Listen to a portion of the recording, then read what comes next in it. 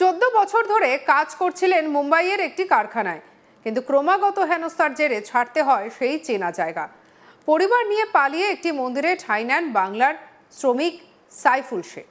সেখানে লুকিয়েই 3 দিন থাকেন তিনি। বৃহস্পতিবার 21শে অগস্ট কোনো রকমে এলাকায় ফিরেছেন তিনি।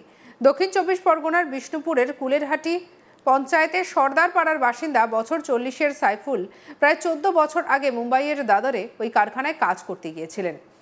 ভাড়া বাড়িতে স্ত্রী এবং বছর 13 ছেলেকে নিয়ে থাকতেন, কিন্তু সমস্যা শুরু হয় সম্প্রতি। সাইফুল জানান যে বাংলায় কথা বলার জন্য বাংলাদেশি বলে দাগিয়ে দেওয়া হচ্ছে, এমনকি স্থানীয় বাসিন্দা পুলিশ নানাভাবে হেনস্থা করছে। বাইরে বেরোলে মারধর করা হয়, কার্যত বেরোনো বন্ধ হয়ে যায় সাইফুলদের। ওখানে থাকার জন্য পুলিশ মাথাপিছু 50,000 টাকা করে চায় বলে দাবি। এসবের জেরে কারখানা বন্ধ করে দেন মালিক। কাজ বন্ধ, সঞ্চিত অর্থ প্রায় শেষ হয়ে গেছে সাইফুলদের। বাড়িওয়ালাও ঘর ছেড়ে দিতে বলেছেন। বাংলার বেশ কিছু শ্রমিক ছিল সেখানে, বেশিরভাগই একা থাকতেন। সকলে যে যার মতো লুকিয়ে ফেরার রাস্তা ধরেন, কিন্তু পরিবার থাকায় আটকে যান সাইফুল। শেষ পর্যন্ত সপ্তাহখানেক আগে পরিবার নিয়ে লুকিয়ে লোকাল ট্রেনে চেপে বসেন। দাদর থেকে কয়েক ঘন্টার দূরত্বে কল্যাণে সাইফুলের চেনা 2-1 ছিল, সেখানে এসে নামেন। তারপরে সেখানে থাকার জায়গা মেলেনি, শেষ পর্যন্ত একটি মন্দিরে ঠাঁই নেন তারা। পুরোহিত মন্দির চত্বরে থাকতে দেন সাইফুলদের। গত সোমবার এলাকার সাংসদ অভিষেক ব্যানার্জির এক ডাকে অভিষেক প্রকল্পের নম্বর জোগাড় করে সমস্যার কথা জানান সাইফুল। এরপরই তার সঙ্গে যোগাযোগ করেন এলাকার জেলা পরিষদ সদস্য বাবান গাজী। তিনি কিছু টাকা পাঠান, ট্রেনে উঠে পড়তে বলেন। পরিবার নিয়ে মঙ্গলবারই ট্রেনে উঠে পড়েন সাইফুল। টিকিট কাটার সুযোগও পাননি, কোনো রকমে প্ল্যাটফর্ম টিকিট কেটেই ট্রেনে চাপেন। বৃহস্পতিবার কলকাতায় ফেরেন তিনি। সেখানকার অভিজ্ঞতার কথা বলতে গিয়ে একেবারে আতঙ্কিত হয়ে পড়ছেন সাইফুল।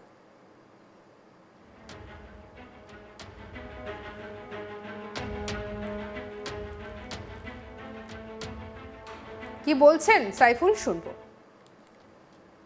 আমরা বোম্বে দাদুর কিসের কাজে গিয়ে? জরির কাজ। সেখানে কি পরিস্থিতি? ওই বাংলা কথা বললে মারধর করতো, বাইরে বার হতে পারতাম না। কোম্পানির মালিকও চলে গেছিল, আমরা ওই জন্য লাস্টে কোনো এতে আসতে পারছিলাম না। তাই সমস্যা কি হতো ওখানে? সমস্যা বলতে আমরা বাংলা কথা বলছি, আমরা বাঙালি, এই জন্য এটাই আমাদের সবথেকে বড়। কি করতো? ও ধরে মারধর করতো, আবার আমাদের মধ্যে 3-4 জনকে ধরেও নিয়ে গেছে থানাতে ওরা। হ্যাঁ, মানে কারা মারধর করতো? ও বিহারিরাই থাকতো, ওরা ওখানকার স্থানীয়। স্থানীয়রাই মারধর? হ্যাঁ, স্থানীয়রাই মারধর করতো। সব থেকে বেশি করতো ওই হোটেল মালিকরা, থানার পুলিশরা সব থেকে বেশি পরেশান করতো।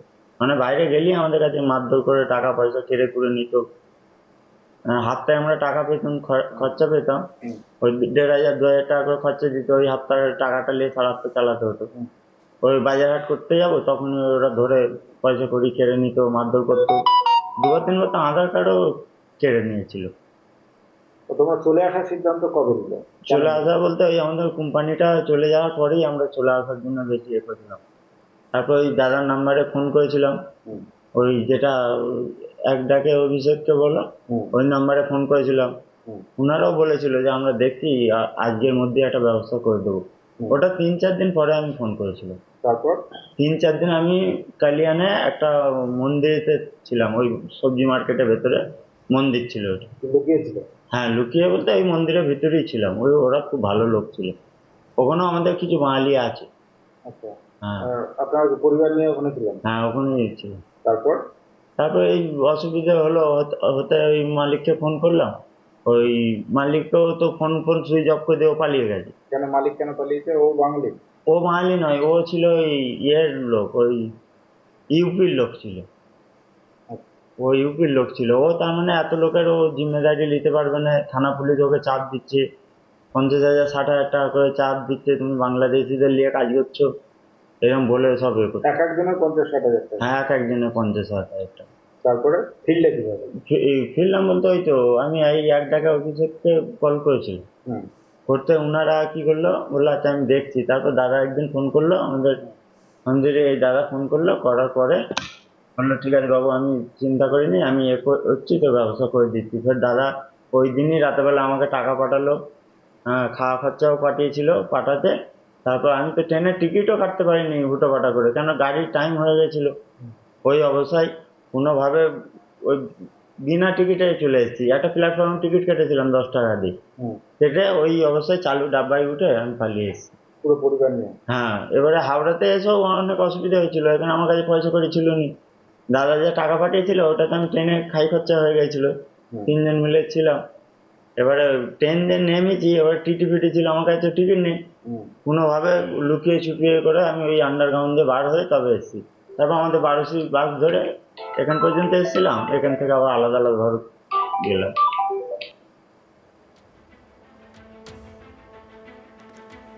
বিষ্ণুপুরের বিধায়ক তথা মন্ত্রী দিলীপ মণ্ডল বলেন, আগেও একবার একাধিক শ্রমিককে ফেরানো হয়েছে।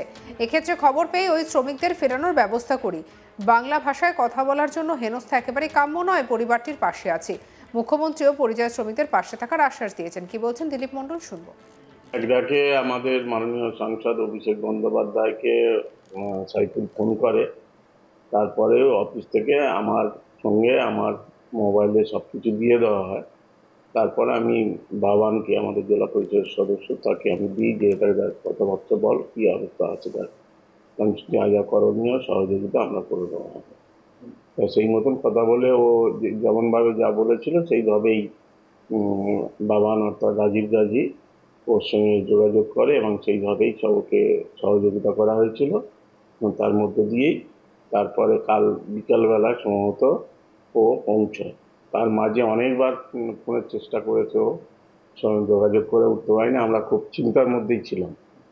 তারপরে সে যখন পৌঁছলো আমি বলে আগে ভিডিও করে আগে ও বলুক যে ও ওখানে পৌঁছেছে কিনা।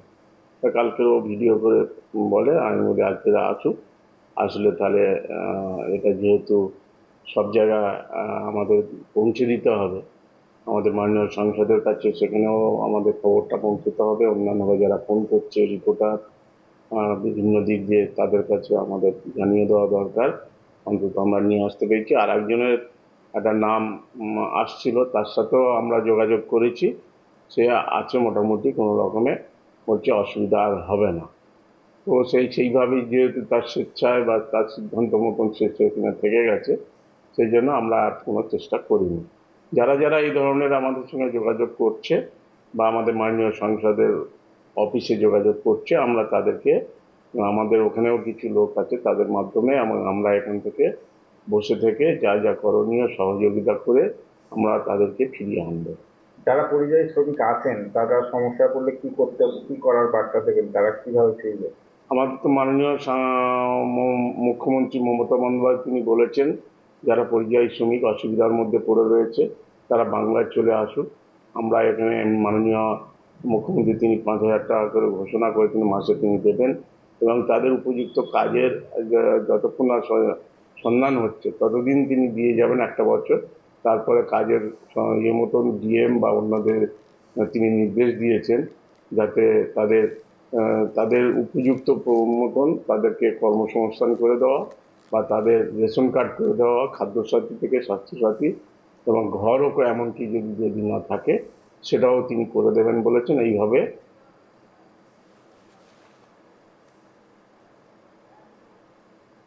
সঙ্গে রাখুন আজ তাক বাংলাকে অন্যান্য খবরের জন্য সাবস্ক্রাইব করতে ভুলবেন না।